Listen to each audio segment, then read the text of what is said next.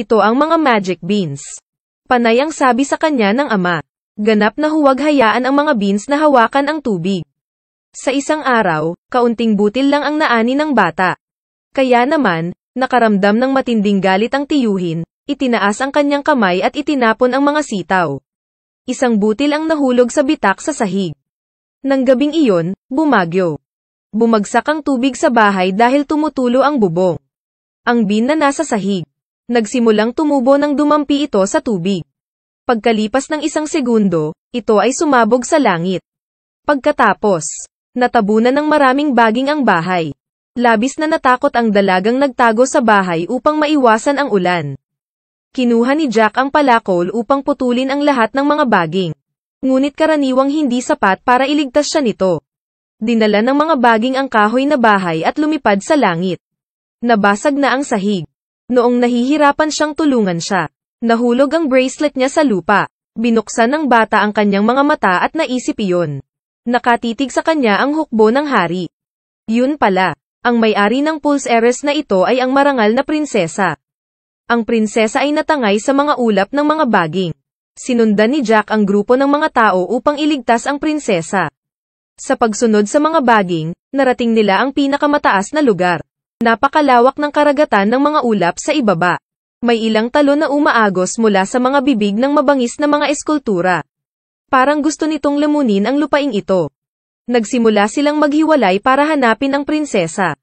Hindi nagtagal, natuklasan nila ang palatandaang iniwan ng prinsesa. Ang mga tupa sa di kalayuan. Nagpaningning ang kanilang gutom na mga mata. Kakain na sana sila ng isang malaking pagkain.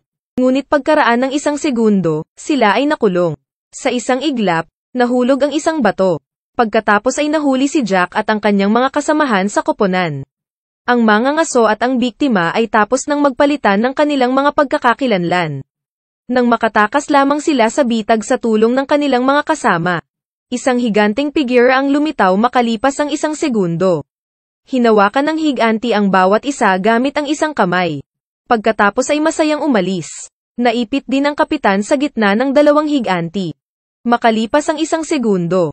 Ang kumikinang na korona ang nagligtas sa kanya. Ang prinsesa ay ikinulong sa isang madilim na kuweba. Nakakaamoy ang higanteng may dalawang ulo. Ang amoy ng kaaway mula sa kanyang katawan. Ang prinsesa na nasa hawla ay napapaligiran ng maraming higanti. Sina Crow at Wickle ay dinala doon. Dahil sa pagtanggi nilang ibunyag ang lagusan na dati nilang pinupuntahan. Napatay agad si Crow. Gustong matikman ng mga higanti. Isang piraso ng prinsesa sa harap nila. Hindi sila sumuko sa sinuman. Kaya in the end, nag-away sila sa isa't isa. Dahan-daang pumasok si Roderick. Ang kumikinang na korona sa kanyang ulo. Pinaluhod isa-isa ang mga higanti sa pagpapasakop. Ang korona pala ay gawa sa puso ng isang higanti. Dahil sa lakas ng lahi, hindi sila makalaban. Salamat sa mahiwagang korona. Mayabang na kontrolado ni Roderick ang mga higanti. At naging hari dito. Ang prinsesa ay labis na natuwa at nabalisa. Sa hindi inaasahan, si Roderick ay isang lalaking may malisya at kalupitan.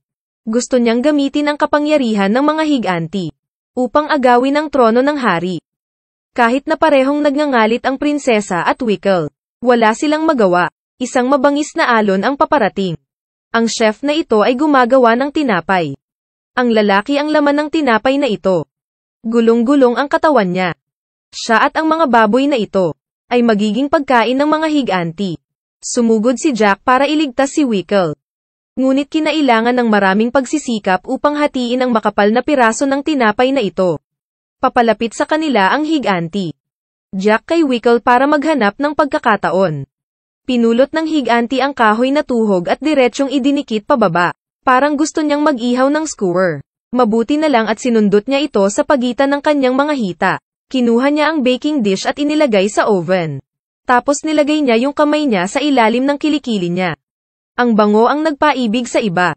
Ang kalunos-lunos na tagpo ay labis na ikinatakot ni Prinsesa Isabel.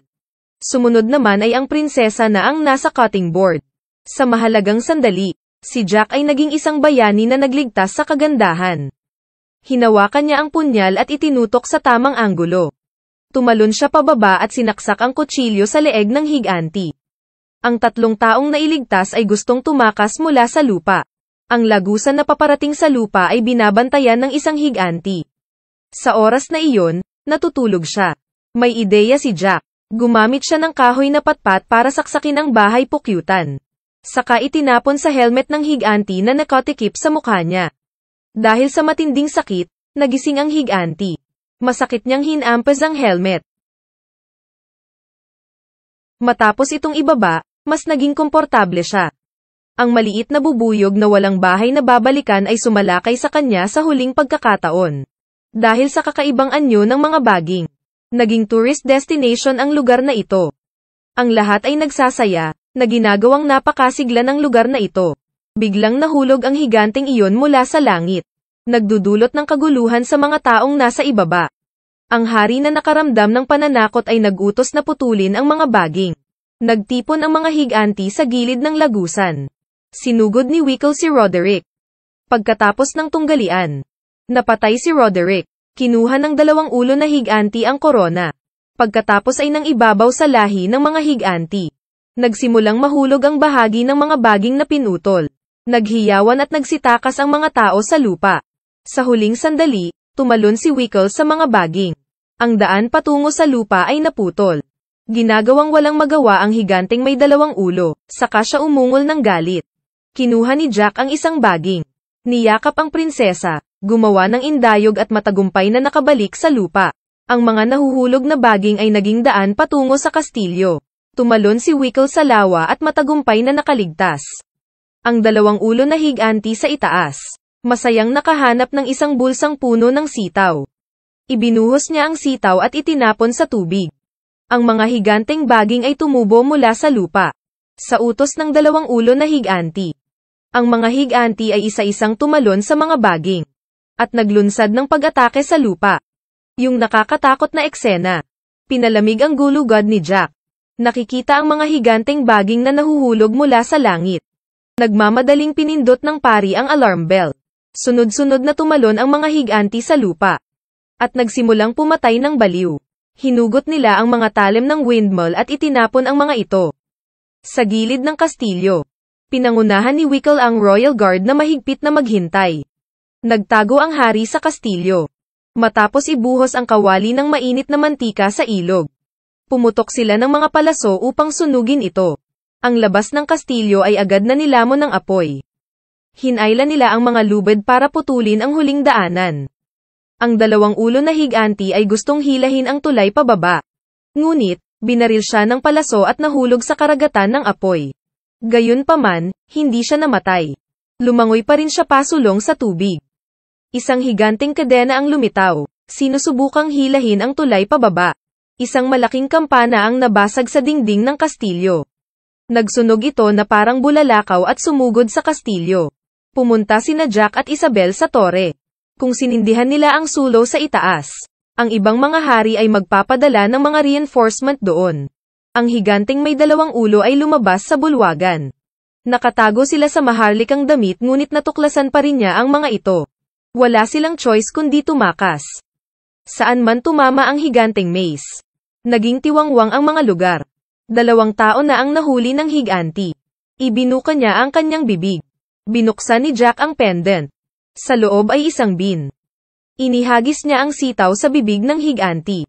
Pagkaraan ng 1 segundo, nagsimulang sumibol ang sitaw. Sa isang iglap, sumibol ang mga baging. Kaya lang, patay na ang 2 ulong halimaw. Ang mga higanti sa labas ng kastilyo ay lumagpas sa pagkubkob. At dumiretso sa kastilyo.